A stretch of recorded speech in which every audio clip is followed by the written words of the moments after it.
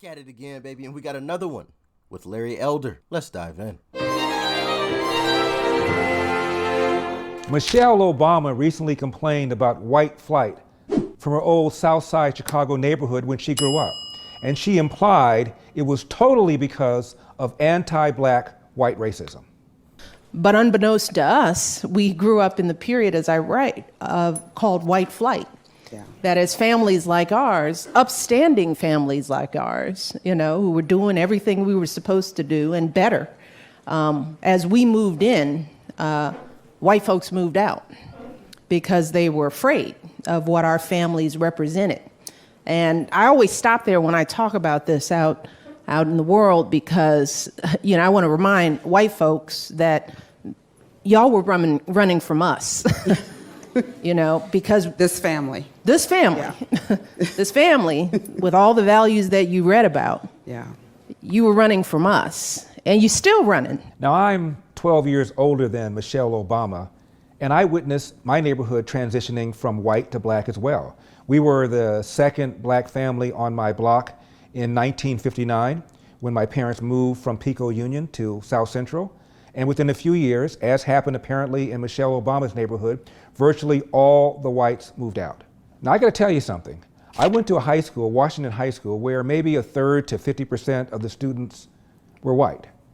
And I was just there one semester, but I saw several instances of black-white altercations, verbal taunting, physical abuse, and near as I could figure out, whenever I could determine who started it, it was a black person. Now, I'm not saying whites didn't start fights. I'm just saying in that one semester when I was there, I saw many instances in which whites were picked on, verbally taunted, verbally abused, pushed around. I never saw it the other way around. Now, you're a white kid, you come home to your parents and you tell them you got beaten up or put down or verbally taunted by black kids. What are your parents going to do?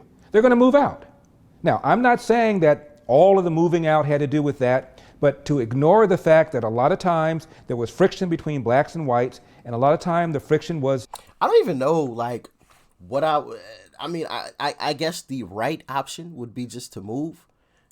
But somebody harms your kid, I'm sure there's a type of anger or rage that would come up in an individual.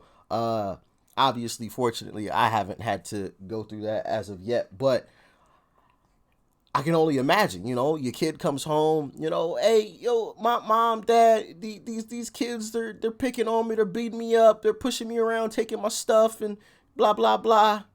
Your initial reaction, I feel like might just be to go up to the school and give a couple folks a piece of your mind. But I wouldn't blame them for moving. All right, we're about to move to a different school district. We're going to get you in a different school. If you have the means to do it, then yeah, you got to protect your kids. I don't blame them. Or the fact that a lot of times there was friction between blacks and whites, and a lot of time the friction was started by a black person, is to ignore a much more complicated picture, and Michelle Obama is ignoring the reality. Let me give you another example. First day high school, Washington High School. I'm eating lunch by myself. There's a white kid not too far from me eating lunch by himself. 3 or 4 black guys come up to him, and one black guy carefully removes a white handkerchief from his pocket, lays it on the rail that the white kid was leaning against, and says, "Clean my shoe." And the white kid says, "Excuse me?" And the black guy said, "I said shine my shoe." And the white kid said, "Why should I shine your shoe? I don't even know you. I haven't done anything to you." And the black guy looked at the clock, pointed to it, and said, "When that clock strikes 1 o'clock, the bell's going to go off. If that bell goes off and you haven't shined my shoe, I'm going to kick your you-know-what."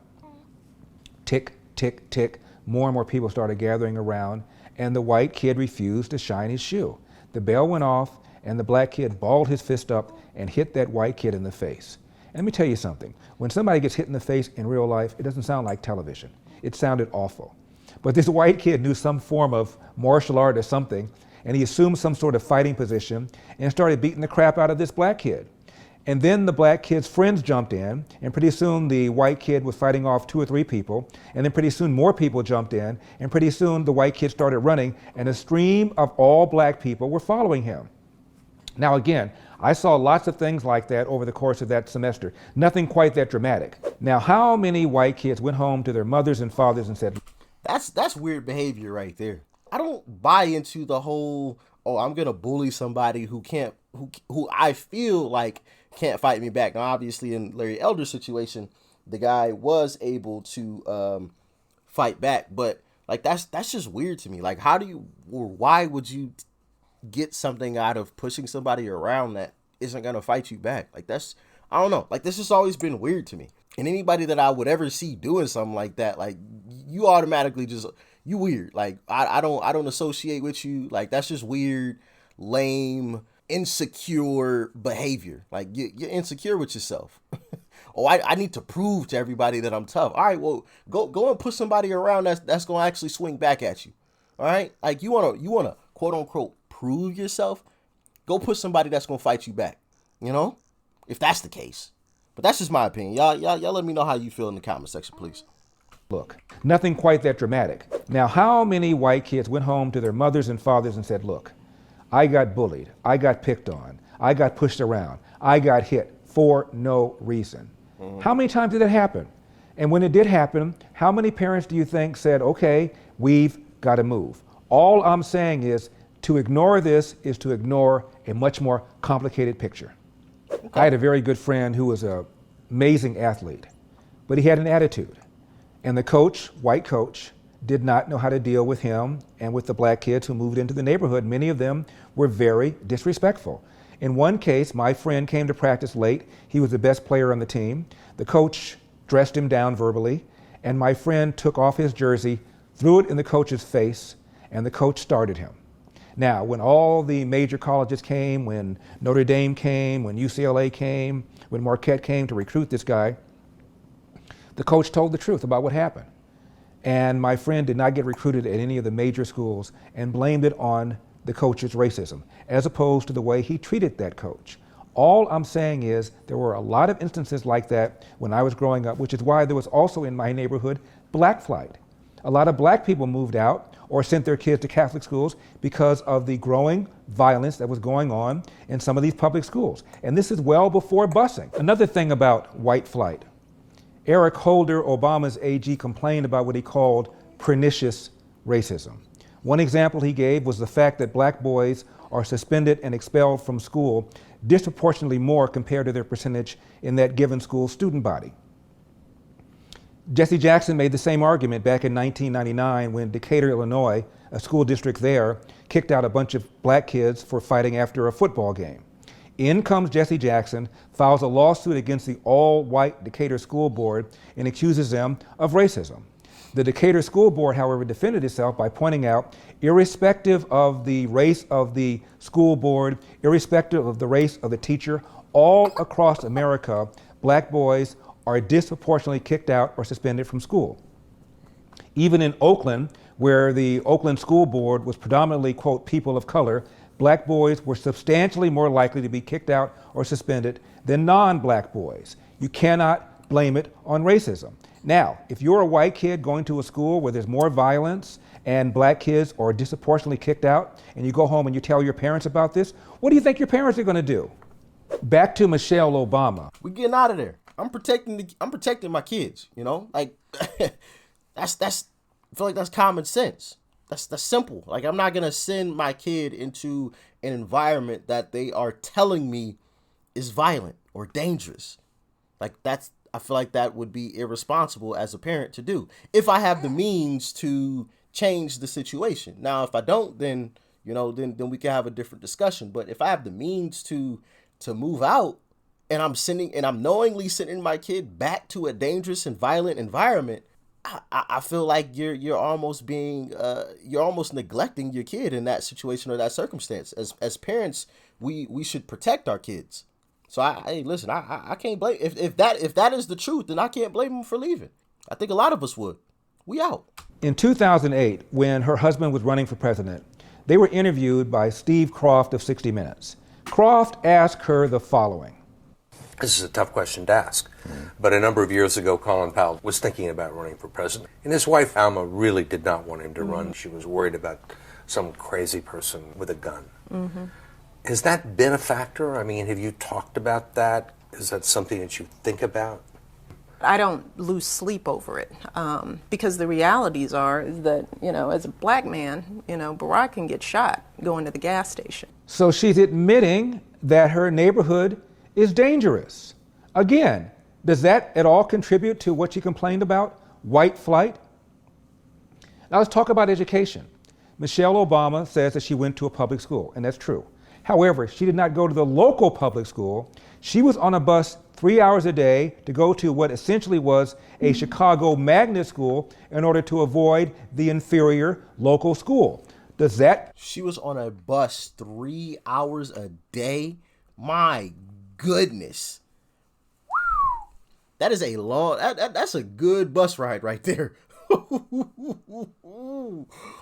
Magnet school in order to avoid the inferior local school. Does that at all contribute to white flight? The quality of education? The quality of local schools? I saw the same thing when I was growing up. There were families in my neighborhood that put their kids in Catholic schools because they thought the academic curve was better and because they thought there was less violence.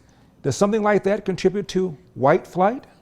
Alexandria Ocasio-Cortez inadvertently also made the case for white flight when she talked about what her family did in order for her to avoid going to an inferior local government school. I looked at the quality of education in the Bronx, and they looked at 50% dropout rates. They looked at the inequity of education, the inequity of education funding, the fact that teachers weren't paid, the fact that kids weren't given their tools to succeed, and that, frankly, it not only had to do with their income, but it had to do with their melanin too. And so and my family made a really hard decision. And my whole family chipped in to buy a small house about 40 minutes north of here. And that's when I got my first taste of a country who allows their kids' destiny to be determined by the zip code that they are born in. Now let's take a look at another factor: interracial violent black-white crime. Here's what the Manhattan Institute's Heather McDonald says. Just this month, the Bureau of Justice Statistics released its 2018 survey of criminal victimization. According to the study, there were 593,598 interracial violent victimizations, excluding homicide, between blacks and whites last year, including white on black and black on white attacks. Blacks committed 537,204 of those interracial felonies, or 90%. Whites committed 56,394 of them, or less than 10%. End of quote. Finally, Michelle Obama. I remember hearing about that quote in another Larry Elder video that we checked out, and I mean, it's crazy. It's crazy to even read that, you know? Yeah. Wow. Says about whites, you're still running. And you're still running. Then why did Reverend Al Sharpton tee off on whites for moving into Harlem, calling them interlopers? And why did Spike Lee do this epic rant against white people moving into certain areas of New York? Check this out. Gentrification. You mentioned gentrification with some slightly negative connotations, and I wondered if you've ever looked at it from the other side, which is that if your family was still in that $40,000 home, it's now worth $3.5 or $4 million. All right, let me just kill you right now. Okay, go for it. Because there was some bullshit article in the New York Times saying the good of gentrification. I don't believe that. Here's the thing. I grew up here in Fort Greene. I grew up here in New York. It's changed. And why does it take the influx of white New Yorkers in the South Bronx, in Harlem, in Bed-Stuy, in Crown Heights for the facility to get better? The garbage wasn't picked up every motherfucking day when I lived in 165 Washington Park.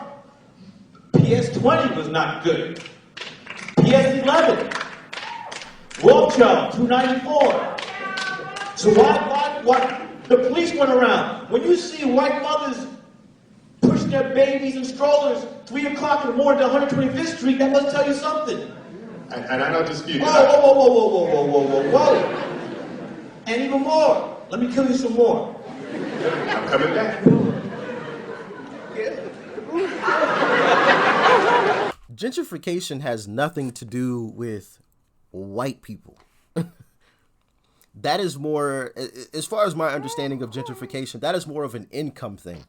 Higher earners move into a certain area and they fix up the properties in that area, which thus increases the value of said properties in that area. So, yeah, you think so too? Yeah, that's how it works. That's what I think too. But it increases the property value in those areas. So it could be a bunch of black rich folks that move into an area and gentrify it. Has nothing to do with your skin color. I believe it has more to do with your income and how much you're spending on fixing up these properties and how many people are moving into these areas. I mean, obviously, if one, for example, if one rich person moved into a low income area and fixed up a property, it doesn't automatically change the values of every single home around it because one person moved in. There has to be a multitude of people that do the same thing and fix up if a property is fixed up and the area is a lot more clean and more businesses move in because they see, okay, these higher income earners are living here, so I'm going to put a business down the street from right where they live because I know that they make a lot of money, so I could get a piece of their pie. Businesses aren't going to move necessarily into low income areas, and that has nothing to do with skin color. It's the green paper. That's just, I feel like that's just basic economics, right? Y'all let me know. Maybe I have a horrible idea of what exactly it is. I'm sure I didn't explain it correctly, but yeah, y'all let me know in the comment section, please. That's bogus that he said it has anything to do with skin color. Can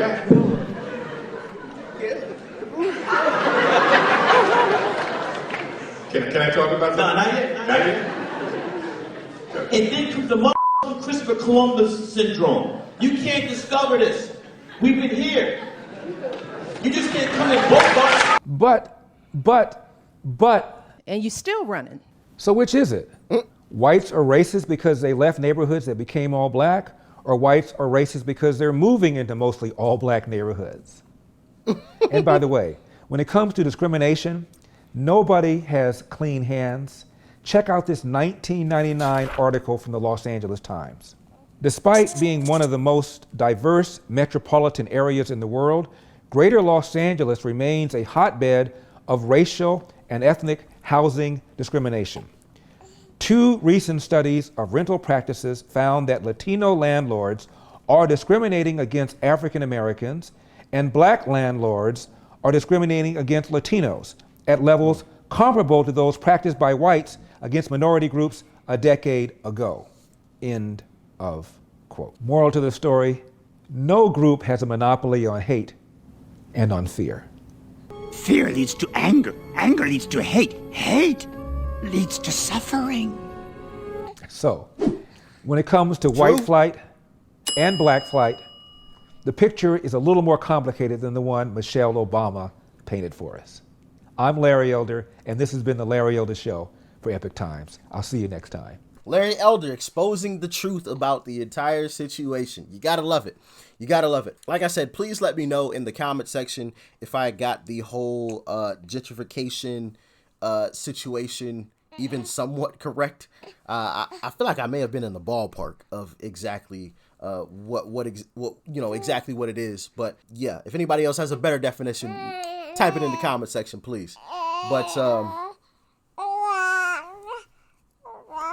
okay, yeah. Ooh, that's a good one.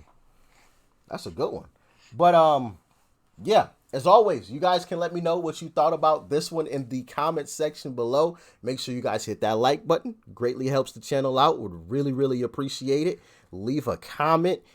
even if you only leave a comment that says, hey, commenting for the algorithm, I greatly appreciate any and all comments. And of course, I do read through them, as I'm sure you guys have realized already. I do go back and read through the comments. Share this video. It is the arrow button that is down below. You can copy the link and paste it anywhere you like. Text it, post it on Facebook, Twitter, Instagram. Greatly appreciate everybody that has already done that. This channel grows with the help of you guys, and sharing these videos is a tremendous help. All right. Peace and love.